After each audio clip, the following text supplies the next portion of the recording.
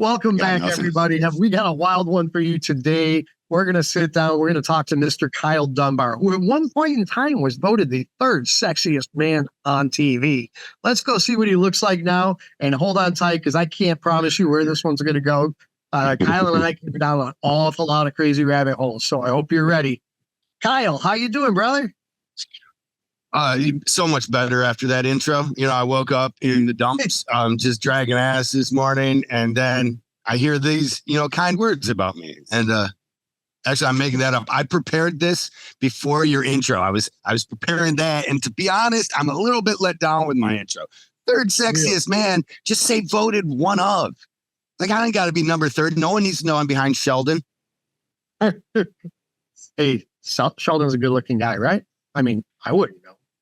No, he's not. I think that was how he was cast. They're like, we need kind of a clean. Look at you now. Look for clean.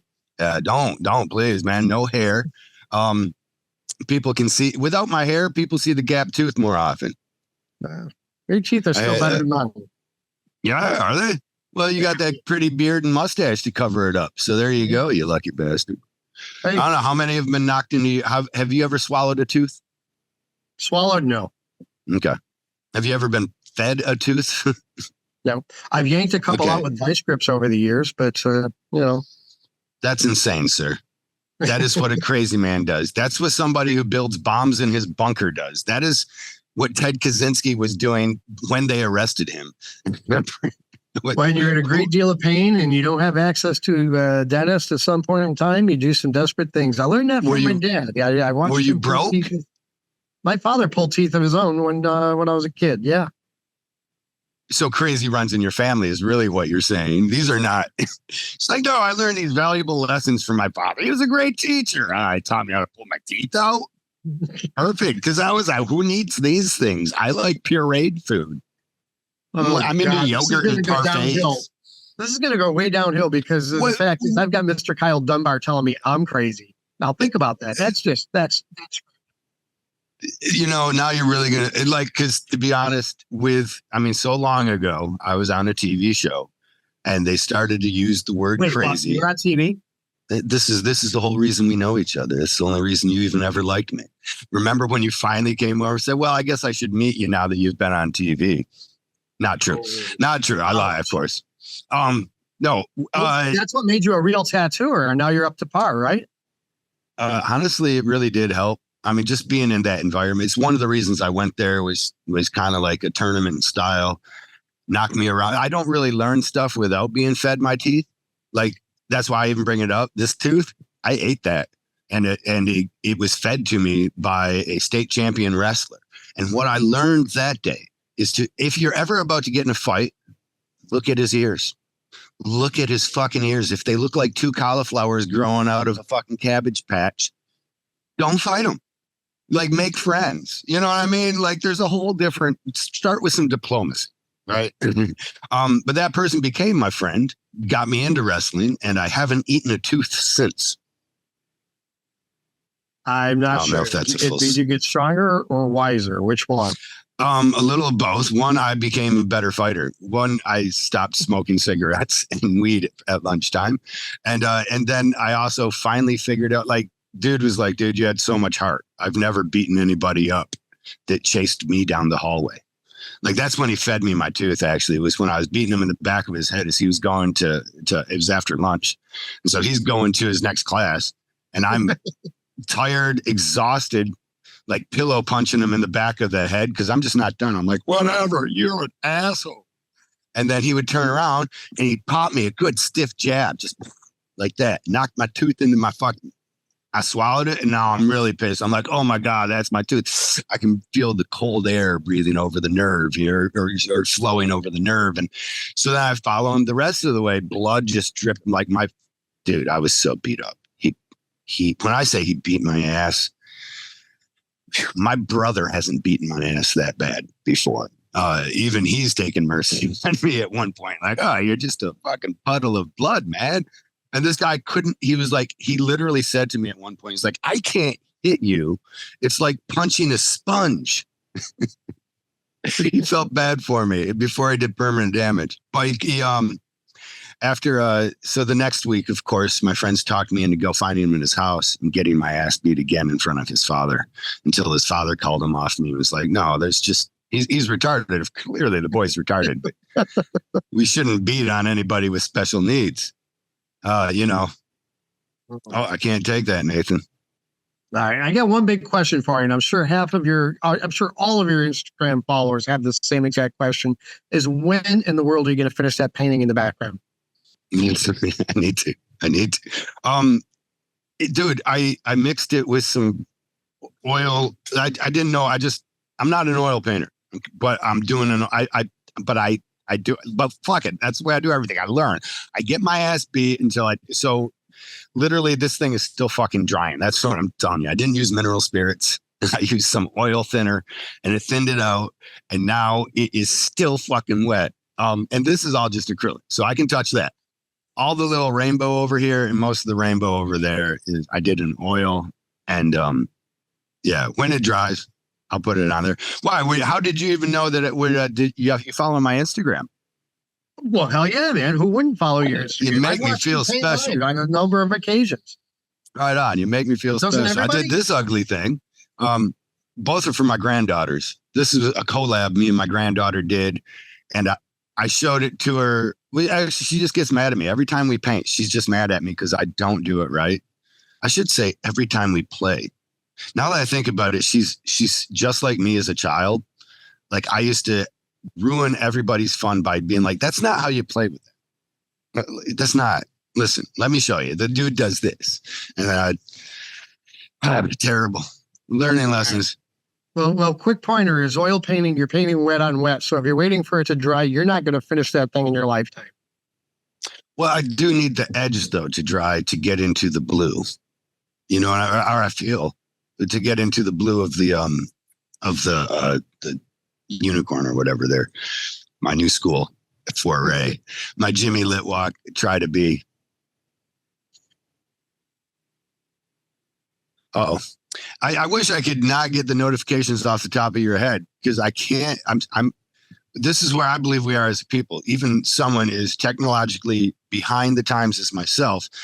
I cannot help but read the fucking little blurb things that my phone tells me. I know I should just get rid of them or just not even touch it and just act like I'm still looking deeply into your eyes.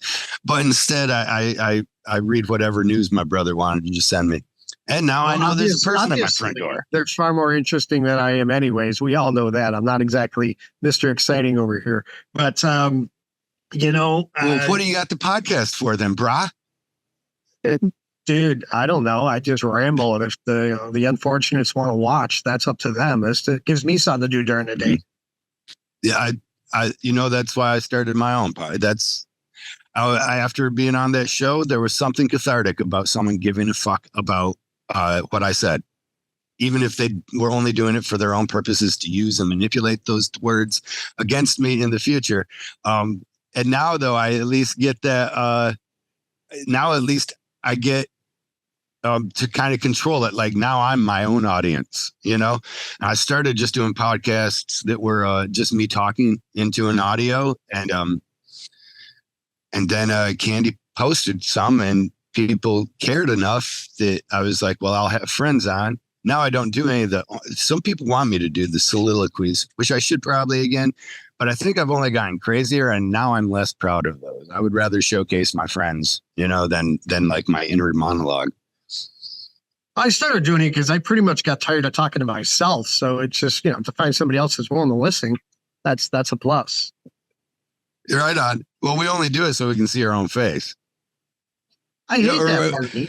I hate seeing my face. Do you know how much I annoy myself with my own ads rolling by me on the Facebook or the scroll? Oh my God, it kills me. No, I could imagine. Like, honestly, I don't do I don't scroll. I'm not a TikTok slave or Instagram I don't know. To me, when I used to watch Instagram, I always followed the best artists and I would begin to think their work was my work from my ego standpoint.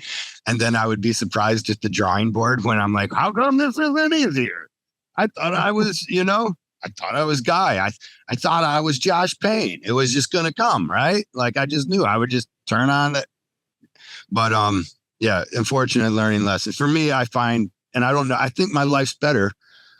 I don't know. Is it like I've been lucky to be on that show because it's amassed a following that now I don't feel I have to cultivate.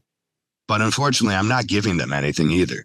I just went through a hernia and I didn't wake up every morning, look in the camera and tell them how I felt. You know, I did one time. I got a bunch of response, a bunch of people that care about me or seem to, and like they don't know how.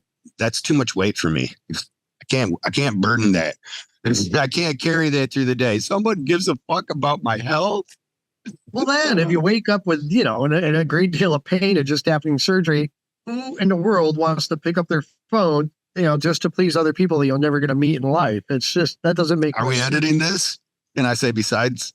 I'm not going to name names. Ladies and gentlemen, Kyle. pay attention. This is the first time in history Kyle Dunbar has ever held his tongue. Somebody No, write this. because you're editing. If Candy was editing, I'd be dropping jokes with you right now about our personal friends that I hope they will never hear. I've heard all your jokes. Well, then which one am I thinking? Maybe I'll wait. I'll blink twice if you're right. Who am I making fun of?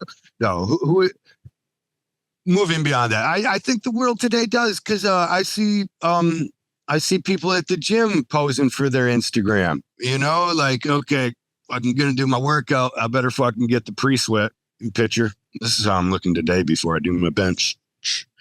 I see, I see, and to me that's fucking insane. Like, to me, that's the craziest shit ever. Speaking of crazy, I think that's what got me thinking about was because the show called me crazy that I was on, and it became a contentious point. And now you are here to also call me crazy. I'm not crazy, okay? I'm crazy, actually. So I don't think anybody knew it. I don't even know if I've ever talked about it, but crazy is one of those kind of trigger words for me. I mean, it's not the worst, but my family, my grandfather, which I bear a resemblance to, was what I called crazy. He was bipolar. Back then, we called it manic depressive. And he would go crazy. He would literally go crazy. He would go to he's an old white guy with a missing leg. Or a broken leg, a bum leg. He was walking around on crutches after he got hit by a semi truck crossing the road. But because of his war past, he would let people believe that he lost it in the war, or he lost his ability to move in the war and not drunk trying to get the mail. But it was crazy. And I don't know. I would call him crazy. Oh, my crazy grandfather. He thought WD-40 cured everything. He would spray it all over his dog until his dog had a terrible rash. He would spray it on himself. So when they're calling me crazy, I guess I was not happy about it. And it did grow a lot of anger. And as soon as it spread from one person, who was Nunez, was always calling me crazy. And then when Oliver called me crazy. You know who has those feelings in that response, right? Crazy people. Exactly. Fucking assholes. I know. I know. That's what makes me so angry. That's why it got to me. But the one thing that did get to me is they use the definition that I'm not a fan of. When they say insane, or the definition of insanity is repeating the same results the same procedure expecting different results. I think they said it somehow without those words, but I'm Canadian, so fucking I got to use the words I'm familiar with. I can't middle America every day. I just did though.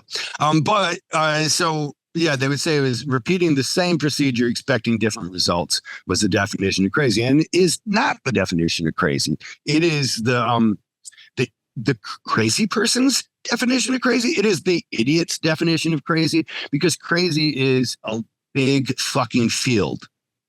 There's a lot of smarter people than us studying crazy, and crazy is uncontrolled. It's not something that you can control. The people that are smarter than us, right? They get smarter and smarter and smarter and smarter until they start to borderline crazy. So is it just a full circle? That's when people say, and I've heard it too much my whole life too, you're too smart for your own good. And that's a backhanded ass compliment, by the way. Don't tell people that. But and then you're like, I get that. Yeah, at one point you cannot exist inside of society because your intelligence will make you ostracized from those people that are determined to uphold the stupidity of the status quos that they have been enslaved to. Well, I liked all those words. Yeah. I mean, it's that whole bell curve thing. They want everybody to fit into their little niche, you know. Ooh, we wanted to. Yeah, okay. I mean, we are traffic. I am traffic. I am the water that keeps the boat afloat, the very thing that I hate on a daily basis, you know. And I think in every case we kind of are. When we get mad at somebody for cutting us off, we cut people off. I mean, sometimes you do it on accident. I don't check my blind side every time. I'm pretty sure nobody's, holy shit, there. I guess they are. Oh, it was a little kid, baby on board. I don't know where I'm going with this. Let me actually just slow down. It's nice to be on a podcast. I don't need to take a deep breath, count to 3. Okay. Good.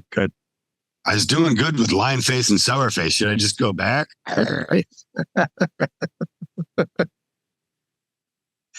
Oh, man. So tell me what's going on in Kyle Dunbar's life these days. Not the personal, intimate details. We're talking the stuff we can talk about on TV. Yeah. Well, I've been trying anal a lot. You're editing this, right?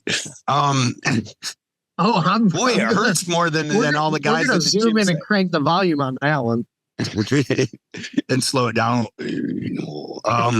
Yeah, for me, honestly, to kind of I've been going a little bit crazy. I've been getting too old to tattoo, physically too old to tattoo. Like, that is a thing, and I'm bordering on it. And I don't know where and I'm not as inspired anymore. People, I've gotten tired of the these are all terrible things to admit, actually. Sorry, I'm going to do it though. Fuck it. I'm going to do it here. I'm going to do it. The things that I cannot say at any time, the things that keep me from making posts, I'm going to say. I'm just going to kill my career right now. I'm going to tell you, I kind of hate my client base. I don't hate them. I fucking love them. They are the lifeblood. They give me everything. They pay for my fucking car, my house, my hair implants. Well, they ain't working hard enough actually to pay for the hair implants. Now that's what I want to do bio. I don't even know what I'd call it. I just want to do that shit to fucking step on Nigger. I don't know if I can say his name right. The boy tattoo or whatever. I want to do like just aesthetically pleasing tattoos with a glow of color behind them. And I don't want to try to design tattoos anymore. To me, that the conversation with my client of like their expectations and then me trying to guide them to a good looking tattoo, and our compromise has not been providing me with the happiness that it once did. You know, once I saw a pleased customer, I loved it. And now I see, another tattoo I don't want to post on Instagram because people will continue to get the same stuff from me. They will come and they'll say, this is the things that I want. They won't say, this is the subject matter that I would like you to explore. You know? Well, why don't you just start posting about what you want to do? Tell people, hey, everybody out there, I want to do stuff like this. And I'm sure people will jump in line. You have access to hundreds of thousands of people. I'm sure there's some people out there that are dumb enough. I haven't done the work. That is the truth. I don't do like when I do, I get people that respond and I can sift through them. I have not yet once got somebody that would let me do or had the pockets to do the tattoos that I'm trying to do, I guess, because I'm always drawing sleeves now. If I draw anything at the same time, though, pretty lazy. So I've been working more on my podcast and these stupid sitcoms about Jesus Christ that not even Netflix could air if it could be made. You know, I'm also I'm working on something I am excited about. It's honestly, why didn't I just start with that? Holy fucking. All right. So Tattooed Phoenix Project, a charity that I've designed to help burn survivors. The best tattoo I've ever got to do in my life was on a burn survivor over there in Rhode Island. She was inside of that fire. I think it was Great Lion or White Lion or something. White Lion at a concert. Do you remember this? I mean, because you're over there near it. Okay, so that was a terrible tragedy. And I end up going over there, Justine Jones. So I said Christine Jones. Oh my God, I'm sorry, Justine. So Christine Jones, I go over to tattoo at her spot in Rhode Island, and she introduces me to a girl named Gina, and Gina's burned. She don't give a fuck, man. She's wearing halter tops, and she's got a missing arm, lost to a fire. But around there, I wonder too, maybe it's more like because it was such a communal thing. It's an island and it's closed knit kind of community. Like perhaps that is a badge of honor more in that area, like they know where it occurred, like if you see a man with a fucking beret on and army fatigues and he's missing a leg, you feel like, well, fucking, I know where that, you know what I mean? I know what happened, or I have an idea, and salute you. And the same thing there. Crossing the street. Yeah. Well, so Gina though had this awesome fucking attitude. I'm not trying to say that she wasn't already confident, but she also was burned. A lot of her body was, and we were able to do a tattoo that was cute, effeminate, and that worked with the burns that she had. Of a dragon, it formed her neckline. It was aesthetically pleasing. And what I believed as soon as I saw this, I was like, this is what tattoo's highest goal is, at least in my opinion. For me, it is. Because a tattoo that's aesthetically pleasing means more nowadays to me than a tattoo that's cool and intricate and someone has to be 6 feet away or 3 feet to really get in and view. Like everything that's appealing, even on Instagram, generally, are these things that are not so detailed. They push you a little further back. I mean, they're detailed, but I think you know what I mean. And then tattoos provide confidence. That's their best, highest thing that they can achieve. Or they can assign you to a group. However, that also gives people confidence. So I don't see it different. It's like tattoos are for confidence. People that suffer with burns or burn survivors who have when they go in public, there is they know, they see them more than anybody else. They know that they have a difference, a very easily recognizable difference. Everybody that looks at them is like knows, and oftentimes people treat them in this fashion where they just kind of look away until the person's gone and think God be there before the grace of God go by. So I'd rather not even treat this person like a human. I would rather let them step on my shoes and say nothing, and sometimes that person would like to be treated like a human, like, hey, motherfucker, you stepped on my shoes. I don't give a fuck about it, motherfucker, whatever. They would love that confrontation or just that moment because human interaction is lower. However, if I can put a tattoo on or around or the burn, everything changes. That tattoo now, it's like the conversation starter for the rest of the world. Like they can see it and they have a fraternity there. They themselves are tattooed typically. So many of us are.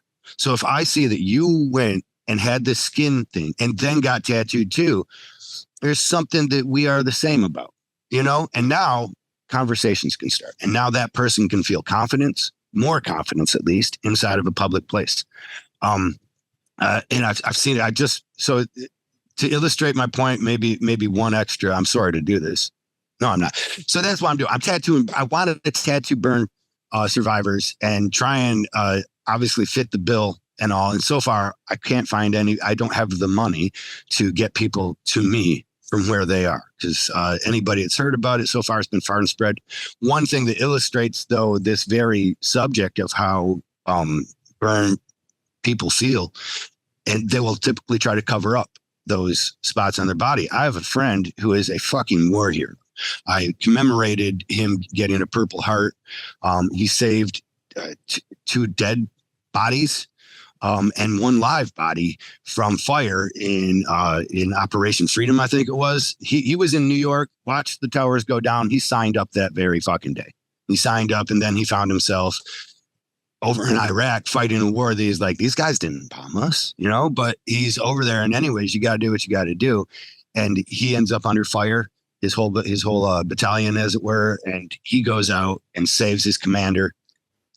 Tries to save his commander, but returns his body and gets home. So, like heroes, like true, like in the moment, not thinking about my own concern, hero shit, right? I've known him personally for several years, and I just start this Tattooed Phoenix project charity, and I can't really get people that I can bring here yet. There's no money in it that's going to provide travel expenses and things. So I'm looking in house, and I call up some friends. I talked to one friend, and he says, well, Harold's got his leg. Like, what? My friend Harold he's got second to third degree burns all over his leg. And I haven't heard the story yet, if it came from the war as well, or while he was under, I don't know. But behind every burn is a story. I don't know. The point is, he lives in Florida, and I've never seen him in shorts. That's how he feels about his burnt leg. He knows that people look at it and they make a judgment, and that they ostracize or tend to stay away because there's a horror that they feel, a feeling that it's on them or whatever. They would rather just that moment pass. Sometimes I see it. My heart goes out to most handicapped people, but people in wheelchairs, when they're walking down the tattoo convention aisles, a lot of people don't make eye contact or wouldn't talk with them. I think I don't like that. To me, these are people who have lived a very unique life. I don't know.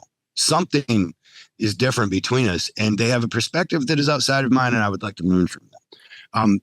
So I typically go out of my way to make conversation or to talk with people that other people try to seem to stay away from, I guess. But in the case of fire, give them common courtesy. I mean, just that it should still be able to be a human connection. That's what I don't get, man. I've never been big on the whole like race thing, or I worked with special needs when I was in high school and junior high, and okay, so yeah, they're a little different, but I don't know. There's still a human connection that everybody should have. I believed I made the mistake. That wasn't a mistake. A great thing in my life. I've read probably 3 books, right? George Orwell, 1984, and Dale Carnegie, How to Win Friends and Influence People. Curious George? And Curious George. Well, actually, for me, it was Lyle the Crocodile. And God bless, it was so cool for me to meet Lyle Tuttle when he was here and have a friendship with that man. I think because my favorite book was Lyle the Crocodile, because his name was similar to mine. But at any rate, no idea where I was at. Wow. Okay. I mean, we were just talking about the human connection with people that have burn victims or special needs or whatnot. It's a perspective that to distract me and make me a little weepy too. So you're getting good. Then I hope this. So that is what I'm happy to try and promote right now, is like, because it's a twofold thing for me. One, when I'm working with a burn patient, their skin is already textured. Like, I don't have to do any fucking work. Honestly, each one is an art in itself when you really get into looking at it. Like, Guy Atkinson shines a flashlight on his butthole and then paints pictures of the result. I'm sorry. That was the joke from his roast. It was so good, man. That was good. But whatever, it had better setup. It went into Hannah's whole backstory. I'll shut up. But what I do mean to say though is, like, that texture that Guy hopes to get in his and does achieve in his paintings and his tattoo work, that is there on the skin, left over from the fire and the grafts. There's patterns and there's very unique things going on. And my mind's always been, I did a lot of LSD as a young kid, right? Loved it, still do. Keep DMT by my bedside. I don't know if it's illegal or not here, actually, so I don't know if we have to be quiet about it. But I've always seen shit in darkness, and then never really been. I mean, there was a time when I was a kid, I was scared of it, and then eventually, like, oh, it's just my shirt's hanging a certain way. Now I've always explored that. Then, the patterns that you see in the tree leaves and stuff. I'll sit and stare until there's faces and there's images and big monsters wrestling in it. To me, that's entertaining. The same thing occurs when I stare at these tattoos in the body style, and then I try to apply a body aesthetic to it. The texture's already there. It can be hard to get the line work to stay as crisp as you would like, because a lot of times you're working on scars. But there's always this very creative part of me that tries to find the good skin and the image that's in. I'm in Colorado, and I run this guy. He wants to get an arm sleeve, and I'm like, that tattoo doesn't go on an arm, man. You're talking about something, vertical, or you're talking about something horizontal, and you're trying to put it vertical. And I was like, that would be more like for a chest or a back, And he says, well, I can't do either of those because of the burn. Huh? This is a good looking guy. He's like 6'3". He's 30, 35 years old. He's got a pretty wife with him there. He's a firefighter. I say the burn. He's like, yeah, I saved this family from this fire. And in the process of going back for the fucking dog, I don't know what it was, he gets this burn all up his side. Terrible. 3rd degree. And then I look at it, and immediately I see this massive fucking awesome fucking dragon head. And I'm like, and all the it's like the whole outline of the dragon head is good skin. If I can put that line work in there, and then line work and eye in there, like the whole, your mind makes up all the rest. And all this texture is the texture of a dragon skin, like 100%. And then, like, if I could get that guy, because it's the story too for me. I really want to film these things because to me, I want more people to have an understanding of more people, right? So like if my podcast or if anything I do, I want to film these things for that same purpose so that I can have the story go out and people see that person is me. Although they have a completely different perspective because of the way they every day have to look and be around people. Then I know that person though is still me from these stories that I get to see. When I find out that this person went in a second time, risked getting burned as badly as he did to save a fucking laptop, or he wasn't, a dog. It was, you're like, I don't know. That's a fucking story. Every burn generally has a story. Actually, I ran into one that was pretty boring. I was like, he was working in the garage and the battery exploded. That's not boring. That's kind of terrifying. It was terrifying. Yeah. Well, I don't know. Maybe it's the way he told it to me. It was just like, yeah, it just happened. I was like, did it get anybody else? Did it do it? No, just her. I don't know. I shouldn't say everyone's, but I'm sure I could probably have pressed him more for it. But it has been something that it's one of the few things I've been finding passion for. There's 3 things. Call of Duty on my tablet, the thing that I should be drawing on and preparing for my customers. I will sit and play Call of Duty like it's fucking heroin. I will talk shit to your children online and tell them that if their parents loved them, they would have bought them better Wi-Fi. I will explain that it is a pay-for-play game and they're too poor to, I don't know, I'll do the worst shit. I'm creating little school shooters over there. I know I shouldn't. But there's that. There's the worst part about my life, Call of Duty, that I'm passionate about. There's tattooing burn patients. And then there's been writing a lot of stories that go fucking nowhere. A lot of like, I imagine myself a writer. Actually, I'm a writer. Everything in my life I've done after I've said I've done. So I've just been training myself to say the truth. I'm a writer. How do I know? I write a lot. Am I good? Ha Sometimes that isn't for me to judge, right? But yeah, I'm writing some stories. I'm always looking for people to help me write. And typically they all, as my friends, they stop texting me back. And they're like, yeah, it sounds like a fun idea. And I'm like, yeah. Well, no, I'm really doing it. Here's my buildup. The character is this dynamic being, and he's going to be juxtaposed with this. And they're like, yeah. Nah, you got to admit, kind of following your thought process is a little bit labor intensive at times. I mean, I can hang on with the best of them and go for hours with you, but at some point you even eventually lose me. I'll take that as a compliment. Oh, I mean, I get it. And what I end up finding out is that I'm really just being weak and asking these people to do the things that I know I should be able to provide myself. I should be able to be the bouncing ball. But some of this does come from, I recently wrote a country song. I wrote a country song with an artist named Styles Hari, who is a Warner Brothers country musician and writer. He writes songs for Warner Brothers. He has a #1 country hit called Country On that is sung by Luke Bryan and was played at the CMAs last year. I got to write with him. You just sing it for us? Come on. I can't tell you the fucking lyrics, bro. I don't know if I fucking really wrote it. Like, we sat in a meeting and he fucking did all the heavy lifting. I'm telling you. It was a great process. Is what it was. I learned a lot from it. He then actually, after our meeting, and it was good. Like, the whole thing stemmed from in Nashville. He wants to show me his studio where he works out of, and it's fucking awesome. Right. And while we're out there, he's like, all right, next we got to go get some tacos though. Dude, there's this taco joint that is the best fucking taco joint in the world. I love them. Let's go get some. I think it's Pink Taco. Is that right? No, it wasn't. Because that's where Jason Ackerman has been painting the inside of Pink Tacos. I don't know if you knew this. Jason has been doing this, but Jason's been painting. Whole different story. Awesome story. He's been getting paid pretty good for it. At any rate, that's my exciting part about it. Because I love, good things for my friends, obviously.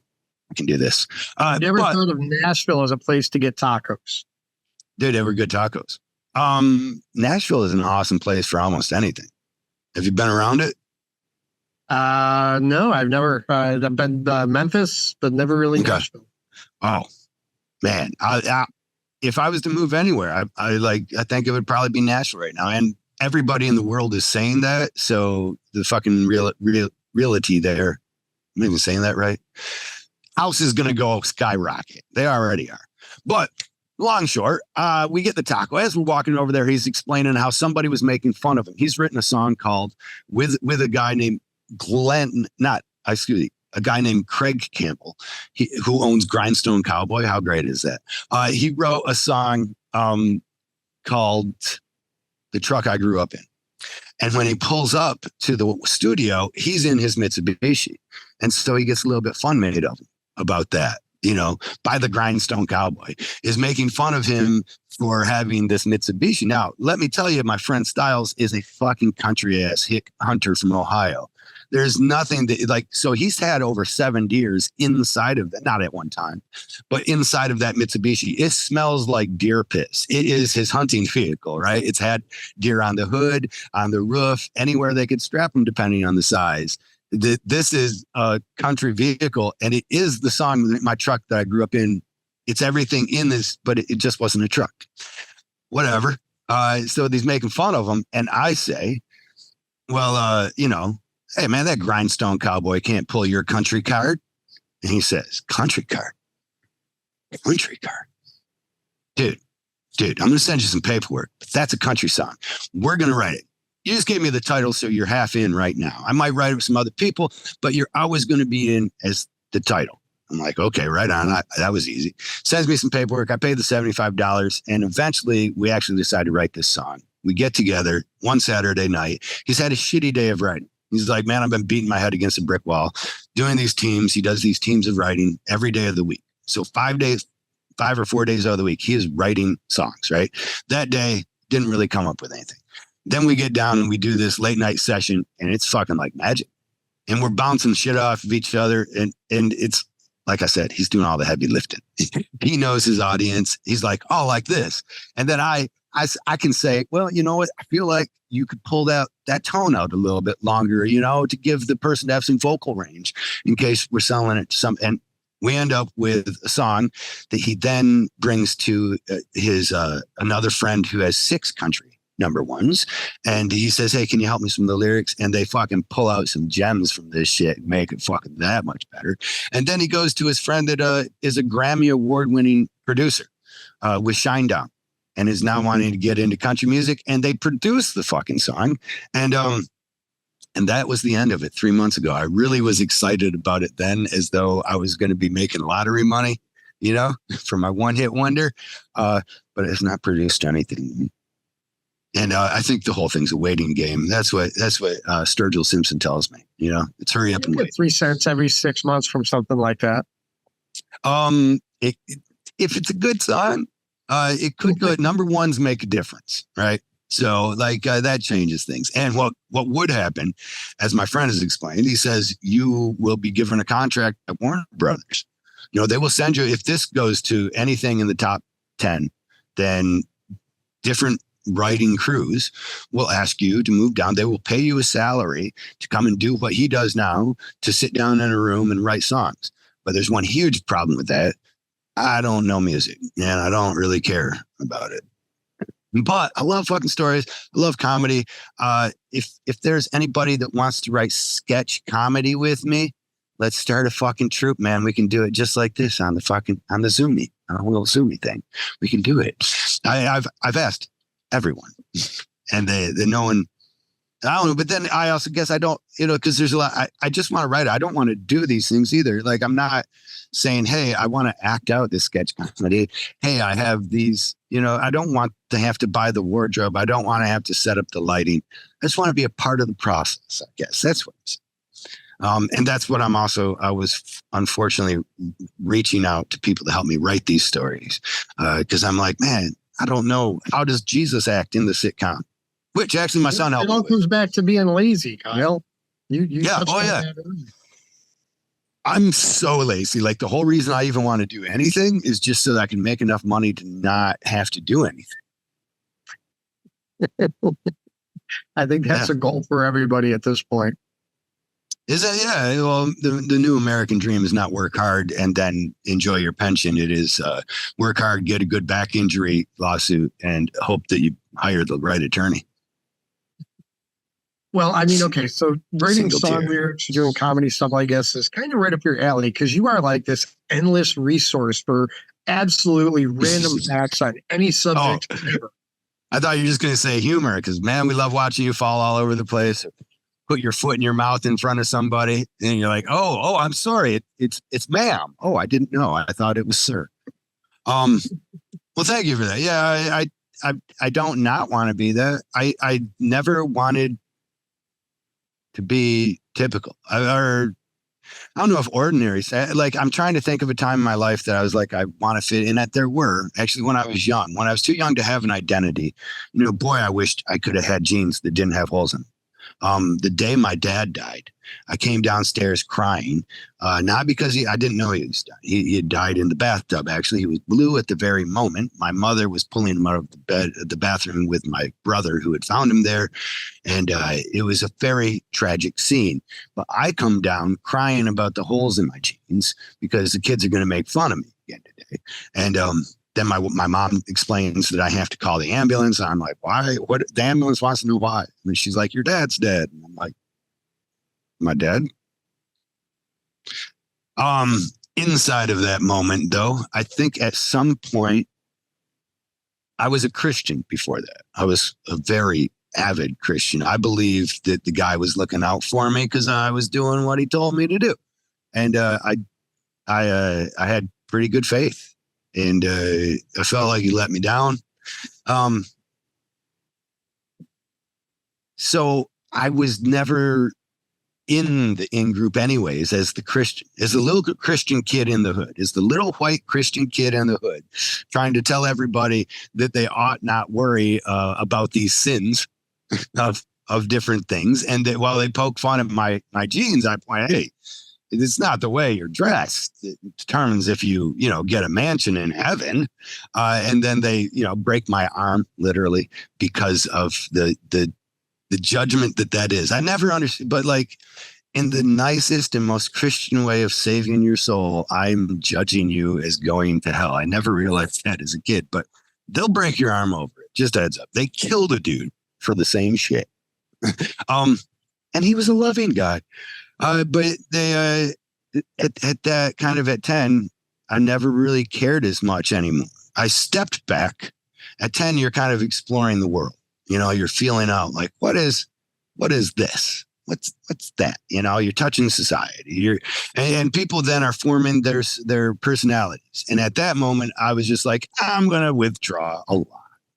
And I watched everybody play reindeer games, and I would see their motives now more because I wasn't playing them or interested in playing them. I was just seeing people live in front of me and kind of amazed by it. But then as I emerged from that as somebody with an actual confidence or ego, I didn't want to be any of that. I've never wanted to be pretty. I don't mind being sexy. The bedroom's a whole different thing. I was just working out like a motherfucker, but worrying about my actual appearance, there were problems with that. You have to, number one, afford it. You have to be able to buy the clothes that, are that. And then two, you're pleading for it. To me, I always saw it as weakness. Like the more you fit in, the weaker your character is. No offense to anybody who finds fun fitting in. If you're setting the trend, then obviously that's a different now. But if you're just trying to I'm growing up the sideburns because everybody's watching 90210, and I don't want to look different. God forbid I look different. I've never liked that person. I've always liked the dude that's like living a different perspective.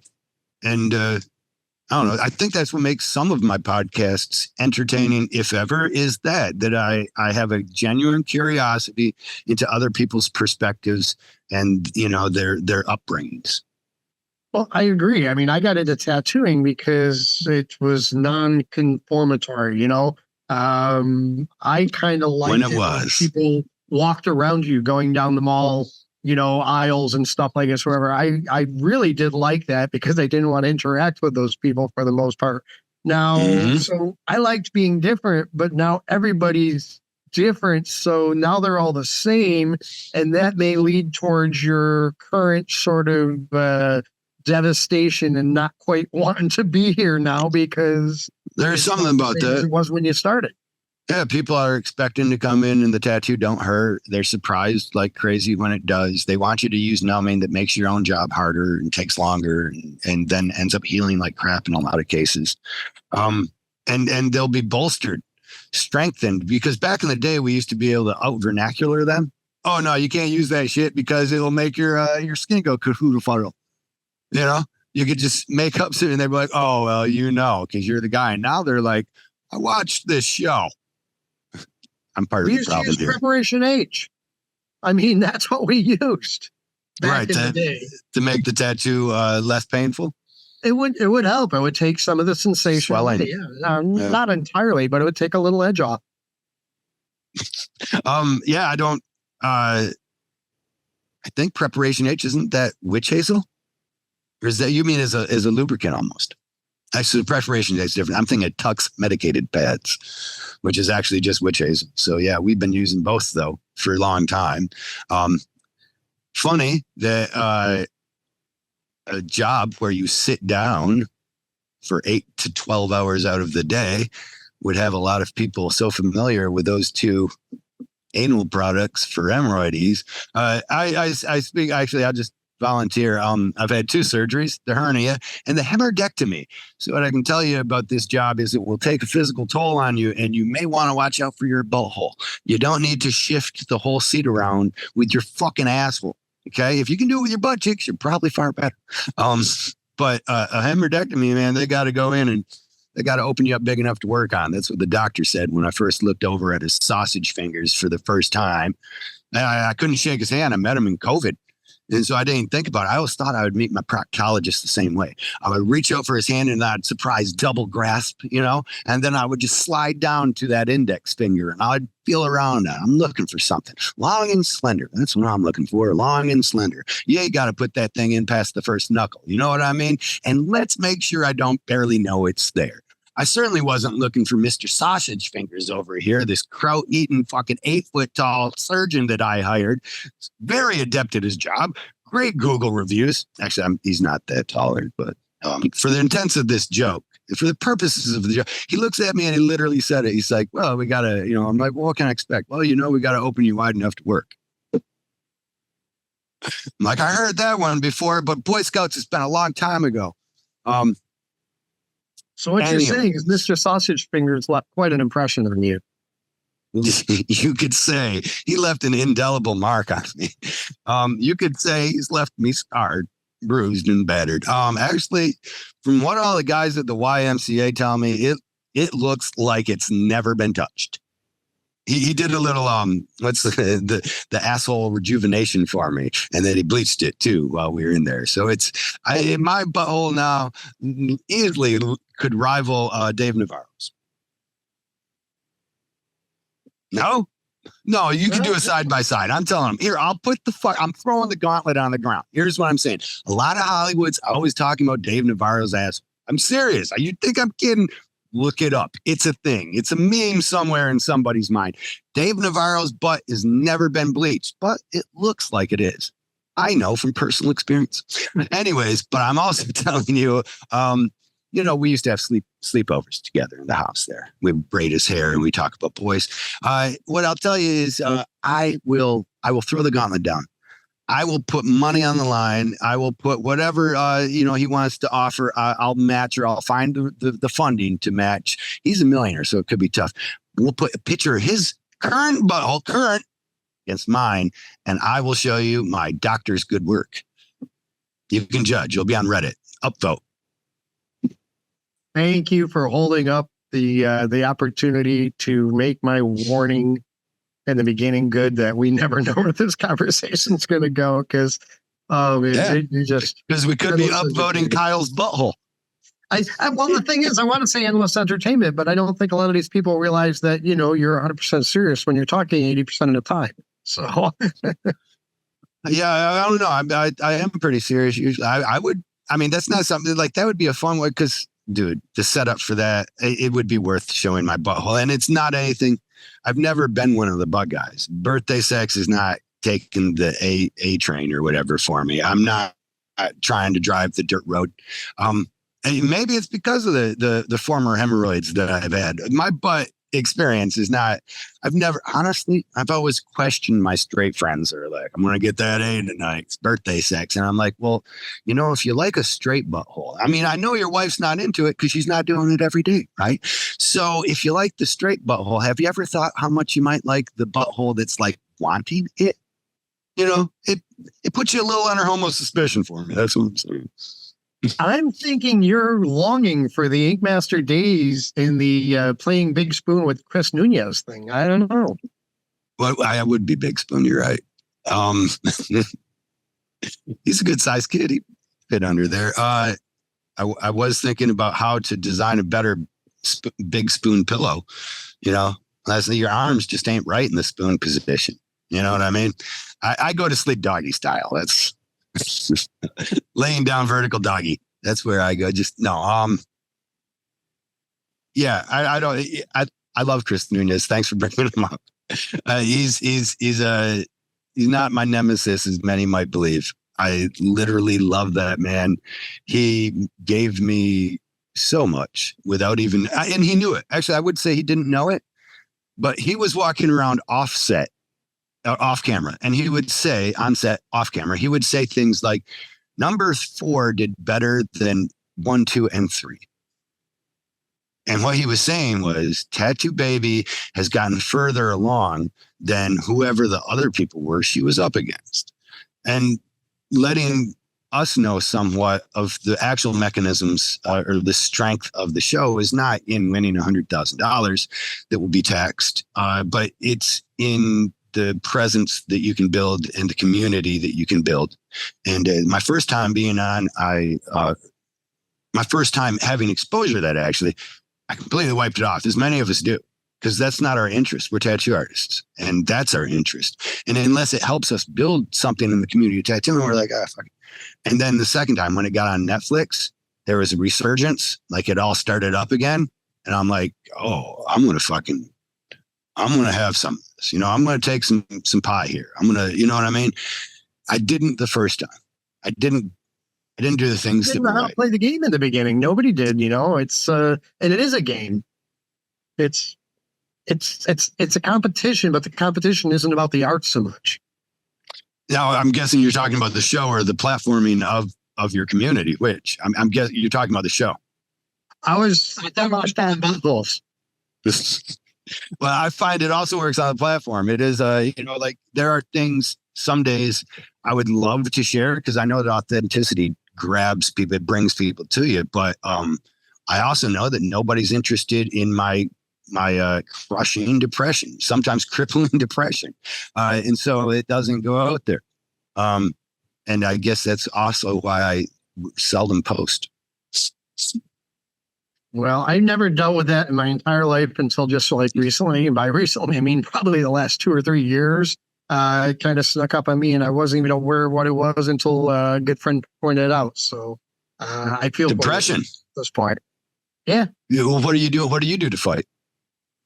I didn't do a goddamn thing. I laid down and let it take over for a very long time. And now I becoming aware of it is kind of what I needed. So now I just need to make sure I need to make sure that I'm doing something. I can't allow myself to just sit. That's the worst. The best thing that passed my last bout was painting on this. So the last time you saw this going on live, I was pretty down and hating everything about being up and being awake. And what a terrible movement! Don't call it that. Jesus, Mom, let me sleep in. But no, and then we, I got to paint a little bit of that, and fucking loved it. Is there another zit on my forehead? You said, thanks for getting that. No, my wife sent me a text that I figured I should view, but it's just somebody's butt crack. And I don't know.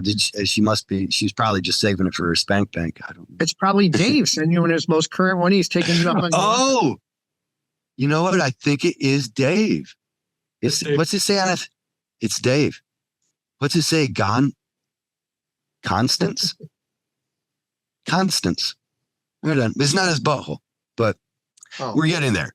We're getting there. Were you guys able to see that then?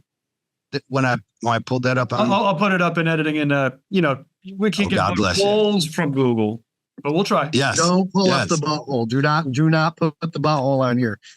No, you don't want to see it. You can make it the centerpiece of something that they don't know. If you really get in, my brother tattooed a girl's butthole once and decided to make it the centerpiece of his clock face, and no one would know. It was just like there was 2 hands coming out of it. I found that of interest. You would. Yeah, I don't know. The rear end has fascinated me and unfascinated me, right? So, I mean, it's always there. It's always there to prop you up, right? Or it's always there behind you, giving you momentum. I can't even focus on that right now. I'm internally laughing so hard right now. I'm having a hard time processing thoughts and words right now. It's working. This honestly, these things, I imagine then this helps you get past depression then too, right? When you produce something of this nature. I will say it is just to interact with other people, because I get locked in my own little bubble here, pretty secluded. And big thing for me is I drove down and I just last minute, Troy got me into the Philadelphia show. And I didn't do all that well financially down there this week or that weekend, because nobody knew I was going to be there, and I showed up with very little. But the interaction with just seeing old friends and reaching out to a lot of people and finding out that I wasn't alone in that. During this period of time, so many people are having a very, very similar circumstance, whatever. And my depression, I don't think is the same as other people's depression. It's got to be, because it's what it is. But I don't get sad or suicidal. I just become numb. I'm I become indifferent to everything and just want to do very little. But I'm not don't want to feel. It's weird. Well, I mean, is that what other people would describe you as too at that moment? People in your life close to you? I don't know, Kyle, because I'm not talking to anybody else at that point in time. Well, I'm saying we're bad. Like for me, when I'm depressed, I don't really know it, right? Just like you said before too, one part is being aware of it, right? It doesn't feel bad. Honestly, depression kind of feels awesome. Like you get to sit there and not do anything. For someone lazy like myself, I can be like, yeah, I would do that, but I'm really fucking depressed. Would take the garbage out, but man, I'm feeling down. there's something nice about depression. It must be, or else we would steer clear of it a little bit better. There's a story about those sharing of depression. Was it an unconsolable mother sought the Buddha's magic because she heard he could bring back her firstborn son, the most important son in the family. And without him there, she was devastated. She was sure her suffering was purely unique. And the Buddha told her he did know such magic, but she had to get him certain ingredients. She would have to find a mustard seed from a house that didn't know any death, any tragedy of death. And so she sought out to find them. But in her search, she was mitigated in her suffering because she recognized, of course, through, hey, knock, knock. Has anybody here ever died? I need some mustard seed. People are like, yeah, everybody dies, dumb bitch. Thanks for bringing up that. That isn't the way the story went. I'm paraphrasing. But at any rate, she found her suffering was not alone. And in that, then she was able to work again. Truer story. Girl won the Nobel Prize for pedicures, for learning to do pedicures. This is true ass story. One of the reasons so many Asians do pedicures is because it was a huge part of Japanese culture after the China-Japanese war. I could be way off on this. It could be China going Japanese. Could be Thailand. I'm sorry. I'm going to show my ignorance. What do they call it? My privilege, I guess. I'm sorry. I'm Canadian. But my Canadian privilege. I'm going to show my Canadian privilege for a second and say, I don't know which countries it was that was doing the fighting. I just know that one of them, after her village was destroyed. This is like before Geneva, Geneva codes were broken in this war. And a lot of the men were dead. It was just villages of women and their children, their now bastard sons, right? And it was a very depressing time for all these villages and all these women, and they weren't talking, and they were staying inside, and they were unconsolable, and they couldn't move or eat. This one woman, she then began to give pedicures and eventually started giving this as advice for women getting out of it. As she was giving pedicures to make money or whatnot, she was then hearing these stories. She was involved in her work, something that just was good for her mind off of her own depression. And then she was hearing stories of similar suffering, of shared suffering, because all these women went through. And so as she's doing that and touching a human being and being in their area, she devised the idea to get all women back on the right path. And it was through doing pedicures. And she won a Nobel Prize. I can do that. I don't know whether to believe you or not. Like, it's a great story, but it could have just came out of your head randomly. I know you really know. It's an NPR, so I don't know who did the reporting on it, but and also who, some people now just, as soon as you say a news organization that is not someone's preferred, you may be saying one that is that is in their questionable category, if you will. So you can throw that up for what it is. I heard it on NPR, and I have a lot of faith in NPR's reporting because they're broke, they're poor, they're always begging for money. So I know that they're trying to get me the truth because they won't make any money unless they do. Is that true? That's not true anymore. How is it that people who take journalism and over to fucking Vladimir Putin and let him rewrite fucking history in the interview, Tucker fucking Carlson, how is it that they can try to call themselves journalists? I have a higher level of journalistic integrity on my own podcast, and I say from the onset, I have no journalistic integrity. The truth will not be found here, okay? Just one person's opinion and another trying to play devil's advocate and look for a couple of fucking punchlines. Damn. Oh, anyway, sorry. How do you really feel about that, Kyle? I mean, it's you really I feel like I think you wouldn't be so depressed if you would actually let your vet this. Well, then let me say, I don't hate Joe Rogan at all. I love the guy. I find him hilarious. But his listening audience is full of what all large groups are full of, fucking idiots. And unfortunately, there are so many of them that now people actually believe that kitty litter is in a second grade classroom because some of the kids identify as children, as kittens, and not because, well, a child is fearing for their life, huddled with their classmates inside of a fucking closet and experiencing all the they will either have to poop or vomit as they realize that their fellow classmate is out there with an AK trying to shoot them down in the fucking hallways. And to cover that smell, they may want to have some kitty litter. But the truth of the matter is not what we need to know. I don't know if you've heard this, but I through random conversation, if I'm in a conversation for long enough, we will be asking them if they're aware of kids identifying as children, as kittens in second grade classrooms, and they so often are. And it is completely because a lack of journalistic integrity exists on the podcasting community, which I like and I support. However, their fucking audience is too dumb to fucking realize that.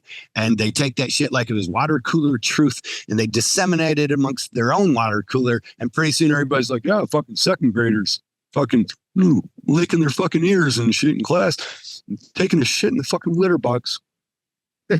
I personally have, I put way too much effort into avoiding the propaganda from both extremes because that they're both insane. It's not propaganda though. That becomes memes, memeology. I mean, meme is, we think of memes as being the pictures online, but memes are actually a very archaic, one of the oldest forms of conversations. Memes are very, very strong. And we underestimate their abilities. You can share a meme and it can direct social thought. It can direct that platform's thoughts and it can align people now with these groups because they all found that funny. It may not have any truth to it. When somebody from the counter might say, hey, by the way, that meme is not true. The other person can easily just say, I thought it was funny. Well, I mean, you have AI, which is going to take all of this and sort these people into little groups of, let's call them ignorance or vulnerabilities or susceptible to influence categories. And hey, we're going to go right down into better marketing. That's what AI will get us. I don't think you're wrong. Now we will be able to market to the groups. We'll demographically cut. Not that we haven't had a great ability to, but unfortunately, we are going to be sucking big tech. Easy to manipulate. It's insane. Well, all people are easy to manipulate. Speak for yourself. I am one stubborn asshole. Yeah, right. Until I say the nice things that make you love me. Why are you even my friend? Because I read Dale Carnegie's How to Win Friends and Influence People. It's just my influence over you that makes you think better of me because I say your name sweetly in conversation. All this Don't time I, I Mark? thought it was just your butthole. That was my fascination with them. Yeah. Well, okay. Either or. Yeah. Whatever. I got it. You know, that's the How to Win Friends and Influence People part. You've got to know people's motivations and play to their honorable motivations, I should say, right? If you want to be surrounded by good people. I do my best to be surrounded by good people that are going to be truthful, whatever possible, which is why I love you dearly, you and Candy. You are some of the better people I've met in the industry. I'm just going to nod. Yep. You've always been there for me. I mean, do it long enough, I'm going to do this. There was the time the hotel screwed up my reservations, and you guys were kind enough to let me sack out on the couch in Wildwood because I can't believe I would do that. And this was well over a decade or so ago. We didn't know each other all that well, but you took me in. You're just good people.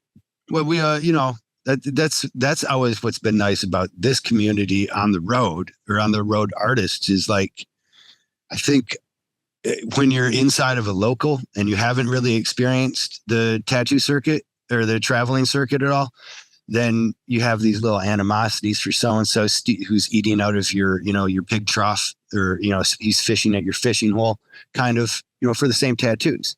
But when you get out in that bigger realm, you need, you go and you show up and you don't have everything, you forgot a fucking power supply cord. You just forgot a fucking cord, a 6-foot long fucking cord. And there's somebody right there, though, that's happy to give it to you because he knows he's experienced the same and he wants you in the future to. Now, maybe this isn't his true motivation. Maybe it's just out of the kindness of his heart. But basically, they're experiencing the golden treat unto others, do unto others as you would do unto them, have done to you. I'm sorry. Man, I can't get that right. I think I'm reading a book currently, but I can't get into the whole thing right now. Yeah, got pictures? All 3 words of it. But anyways, they break things down to like the reason we make friends or the reasons that we, share with other people near us or around us or want to be friend coworkers is basically it goes all the way back to primal instincts of survival. And it's like, I want to be friendly with the guy next to me in case the cannibals come rushing over the hill in the next 10 minutes. This guy will help me fight. Tattoos exist for the same reasons to some large extent, I believe. Tell me, you direct me where I'm wrong. You're reading the book, but so if in those very primal days, I'm foraging for berries, right? And I part the trees and I see another motherfucker over there. Quickly, I look at his face tattoos. I don't know them. He ain't from my tribe. I'm going the other way. The tattoos then help me see community and who is where in that community. And now they do the same thing. If you're a big fan of quilting and you get a quilting tattoo put right on your arm, then people know that's who I'm a quilter. I like quilting. Kyle, I don't want to cut you short, but I got a hard stop here because I got a big meeting coming up today. But you did say we had to keep it short. I can't even tell you how much joy today has brought me. Just made me feel good. And I'm glad that you came onto my show because I know damn well if I came on your show, I could never be as entertaining as you. And it would have been you have been on my show. Am I wrong? I don't think so. I think you were. I've been going over this. Who have I been crediting the round mag to then? I don't know. Probably somebody else you like better. What do I know?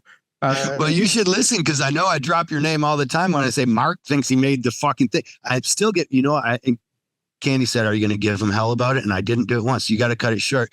You didn't make the product that is everywhere on the internet for me. Kyle, you come up with a new freaking product every fucking week. I can't take them all seriously. Your job is to shoot it down. Well, one of them is now currently on every Instagram post with a ballpoint pen in everybody's tattoo machine. You are correct, Kyle. You were right on that. That's all I want. I'm saying it publicly. I love you. Just for anybody that wants to know, love you too, brother. Brought this idea to me multiple years ago, and I said, Kyle, that's fucking stupid. Nobody's going to want that. And apparently, now all my image threads from you and our text messages are things of like, oh, I just saw another one. At this point, I think you're just poking me in the ribs. Love you too, brother. Get to your meeting. Go pay your child support. Like at Kyle Dunbar, at Kyle's butthole. What do we right now? If you're interested if you're a burn patient, go to relaxedrolls.com and apply. If you're trying to get a hold of me for tattoos and stuff, go to anything Ink by Kyle Dunbar. That's going to be my platform pretty much everywhere. If you Google it, you'll find it.